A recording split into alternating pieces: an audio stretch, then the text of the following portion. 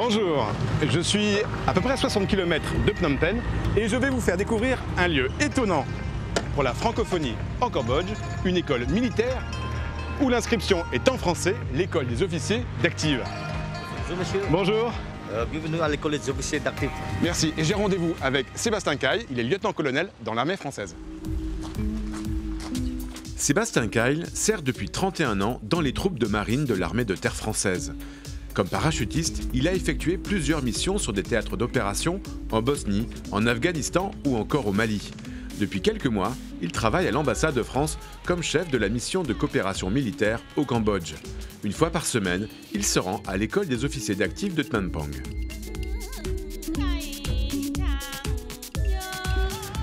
Bonjour Sébastien. Bonjour Yvan, bienvenue à l'école des officiers d'actifs de Tman Pang.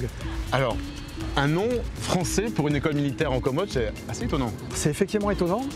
Néanmoins, ce qu'il faut bien voir, c'est qu'à la création de l'école des officiers d'actifs de Tman Pang, en 1996, eh bien, l'encadrement était français.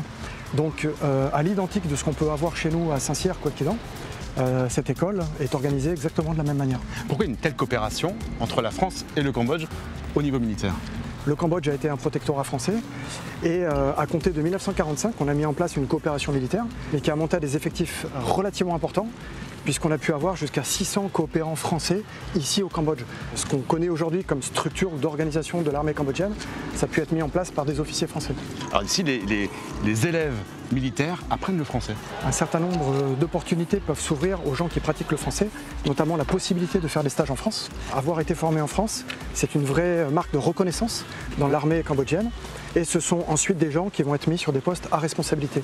Et puis également, il faut bien voir derrière que le Cambodge est un très gros contributeur pour les missions des Nations Unies, puisqu'on a environ 800 soldats cambodgiens au moment où on parle qui sont engagés dans le cadre des Nations Unies, que ce soit au Mali, en Centrafrique, au Liban. Donc dans des pays francophones. Majoritairement francophones. Donc il y a un vrai intérêt pour eux à parler français dans le cadre de ces missions, parce que derrière, ils pourront non seulement travailler en lien étroit avec l'armée française, comme la force Barkhane au Mali, ou rechercher du renseignement dans le cadre de leur mission avec les populations locales.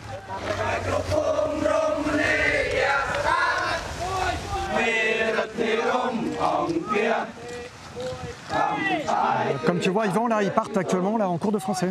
Bon, ben, on va les suivre alors. On va les suivre. Allez, allons-y. C'est le cours de français.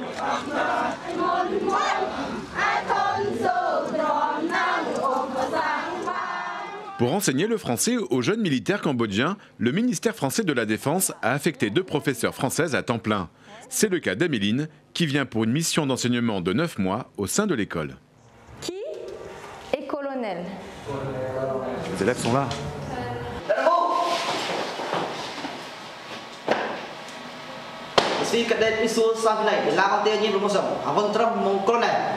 Merci. Repos. Bonjour Améline. Bonjour.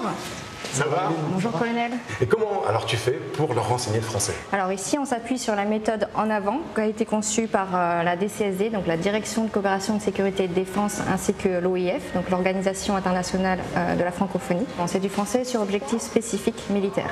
Comment elle t'aide cette méthode à leur enseigner le français? On retrouve tout le vocabulaire qui est lié donc, au milieu militaire, donc tout ce qui est grade, l'uniforme, tout ce qui est sigle concernant donc l'armée et comment se passe la vie en caserne. Il a été très bien conçu. Pourquoi c'est un public qui est particulièrement motivé pour apprendre le français? Donc, à la fin en fait, de cet apprentissage, ils ont la possibilité de passer la certification en français de niveau A1 voire A2 pour les plus avancés, ainsi que de partir en stage en France et pour les plus chanceux de partir en mission dans le cadre de l'ONU, donc l'Organisation des Nations Unies. Donc vous aimez bien apprendre le français avec votre professeur? Oui. Toi, par exemple, pourquoi tu aimes apprendre le français avec Amélie? Parce que j'aime apprendre la langue française. La langue est importante pour moi et très important pour mes amis. Et pourquoi la connaissance du français, c'est important pour ta carrière professionnelle? Parce que je peux partir aux missions internationales des Nations Unies. Et je veux aller en France pour faire des stages. Et après, j'aimerais bien devenir le professeur de français. Et si tu veux devenir professeur de français? Oui, oui, c'est vrai, monsieur. D'accord. Donc peut-être un professeur de français et peut-être un futur casque bleu qui va en théâtre d'opération dans le monde francophone, c'est ça? Oui. C'est génial. Ben, merci beaucoup à vous, merci Améline, et puis bonne continuation. Au revoir. À nouveau.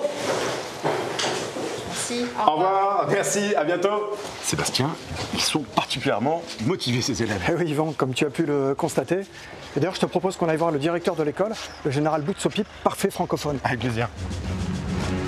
En avant. Le général Boutsopip a fait un an d'études à l'école militaire de Paris. Depuis, ce général 3 étoiles, qui est particulièrement aimé de ses hommes, est l'une des chevilles ouvrières de la coopération franco-cambodgienne dans le domaine militaire. Avant d'aller le rencontrer, je vais faire quelques entraînements, histoire de me mettre un peu dans le bain.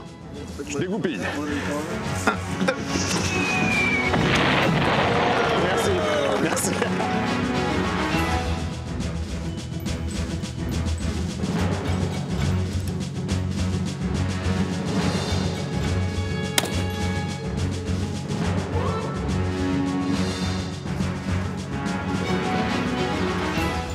Mes respects, mon général.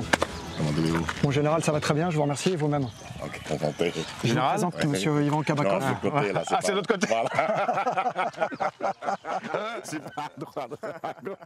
Mon général, pourquoi c'est important d'avoir une coopération avec la France dans le domaine militaire? On a besoin pour des métiers militaires. On a changé de progresser, d'améliorer, ainsi que connaissances militaires pour les forces armées royales. Pourquoi c'est important pour vos hommes de parler français aussi? Et pour le français, on a besoin d'utiliser. Parfois, on va travailler l'Afrique centrale et les autres pays francophones. Quand vous voyez des militaires qui sont partis comme casque bleu et qui reviennent, est-ce qu'ils ont changé? Quand ils reviennent, il y a beaucoup de connaissances et beaucoup de compétences pour bien travailler au Cambodge. On a changé dans des connaissances militaires ou d'autres connaissances on a besoin pour utiliser à l'avenir au Cambodge.